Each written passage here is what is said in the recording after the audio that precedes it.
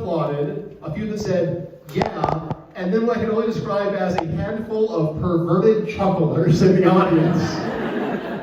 I don't know what that means, I'm not on TikTok, but your next comedian has over 100 million viewers on TikTok. Yeah.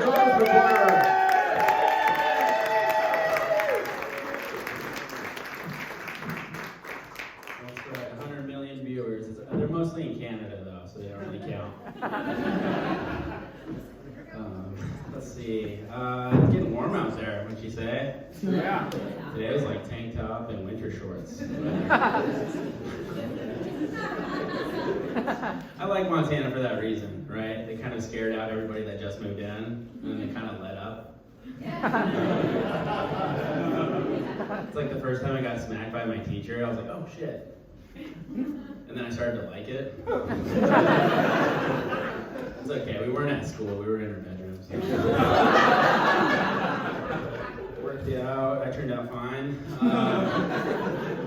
I was walking over here today and I crossed the Bear Tracks Bridge, and yeah, I like to take pictures off the bridge just to prove to like my therapist that I get out every once in a while. I was getting ready to do it, and this bridge worker's like, don't do it, don't do it. I was like, what do you mean I have to? This is all I got. I think he thought I was gonna jump off because there was so much snow on the bank, so I'm like really leaning over.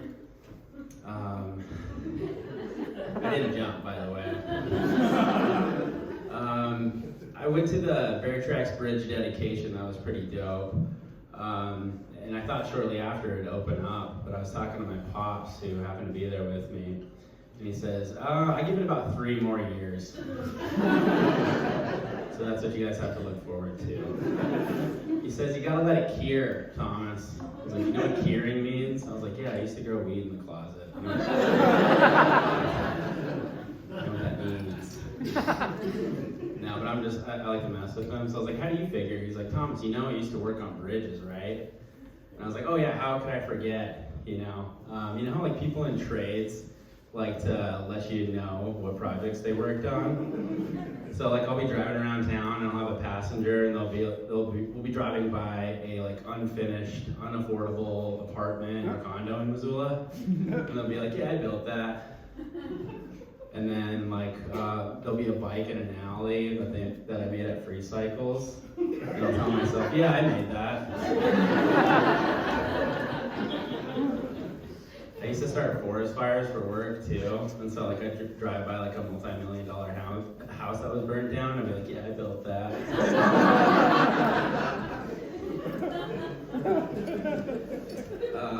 So my pops, he would do that growing up. He worked on like Orange Street Bridge and that bridge outside of, between Arley and St. Ignatius in the Valley.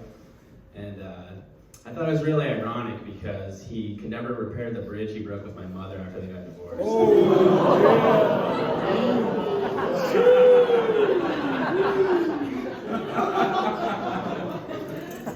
But it's okay, like I turned out fine. My parents got around, like I have at least one sibling on each of the reservations in Montana. So I get like all the perks and I'm like related to everybody, so you do the math. And I tell shit jokes on the stage too, so check me out. That was supposed to happen. November's a good time of year. November was invented in 750 BC. It turns out it means 9 in Latin, so that's how you know how dumb they are. And shortly after, they came up with No Shave November. That's a pretty popular trend, right? No Shave November. Is anybody still kicking?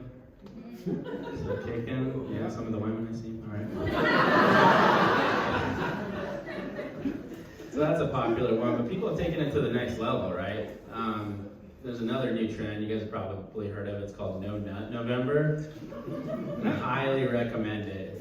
It's like really good for your health, first of all. People become like less patient over time, and that's probably the best benefit because, especially for healthcare centers, if there's less patience, then they can work on other important things.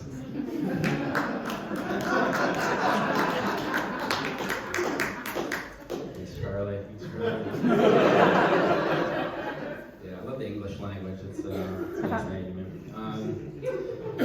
me and a couple of my comedian friends, we took it to another level. You can believe that. We did this thing called No Porn November. Yeah, I know. It was pretty rough. I knew it got to a really low point because me and the same group, we would gather on Sundays, right? And we would just like watch porn together. And I knew I'd hit rock bottom because I was like missing the Packers games all the time. But it turns out they suck this year, so I don't know why I even veered away from that. I was about day 6 and I was like, well, actually, you know what counts for porn nowadays? So I was sitting there watching Jeopardy one night, and the Daily Double sound rings, and I'm like, oh god. It's not gonna end well.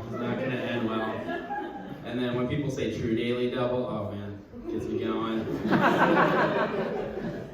So that's when I finally tapped out about day 6. Day 6, that's how far I made it, but I still won. Everyone else checked out at like day 2, and they didn't even tell me. I thought it was kind of rude. I feel comfortable sharing this with y'all. You guys look trustworthy. Like many of you, I grew up with erectile dysfunction. It was about 3rd grade. I remember it pretty vividly. Like all my friends were like in class, like getting boners and stuff, and I was like, man, look at James walking up there to the chalkboard. He's totally hiding it in his waistband. I was like, raise your arms.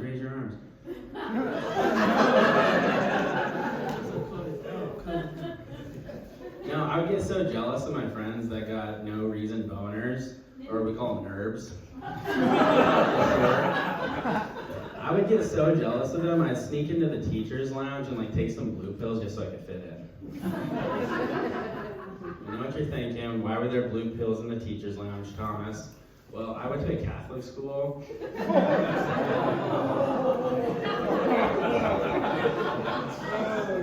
So like all those teachers were rocked up all the time.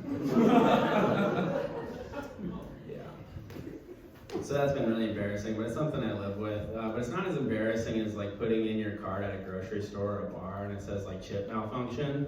I went on a date last Friday and I'm hearing some of the same things, having flashbacks. It's like, well, did you try taking it out and putting it back in? Just swipe it. I'm like, you know what? I think I have a roll of quarters at home. Maybe we could just shove those up there. It's worked in the past. But we all know what November is really about. It's about thanks for being Native because it's Native American heritage. Yeah! That's right. And white people like to ask, well, what can I do, Thomas, to support Native Americans? We went to this screening recently, and it was just a home video of like one of my cousins. They're like, oh, that poor kid, what do we do? How can we support these kids? I'm like, he's fine, he's just neglected. There's 3 things you can do. Number 1 is you can educate yourself. And I know it's a pretty tall ask, considering we're in a country called America, where we rank like 49th in Native American history. I find pretty ironic. The second thing you can do is listen to natives and amplify their voices. But don't listen to me because I'm full of shit. And the third thing you can do is send gifts. Send gifts. I had this coworker one time. I worked in a predominantly white staffing scene. And actually, all my jobs been like that. What am I thinking? Take a look around. One time, this gal, she says, "Hey Thomas, this was during Native American Heritage Day." She says, "Happy Native American Heritage Day, Thomas." And I'm not sure how to respond. So if you can just like send me money next time, I can properly thank you. I'm on all the apps: Venmo, PayPal, Cash App. And that's about it. All right, I'm Thomas McClure.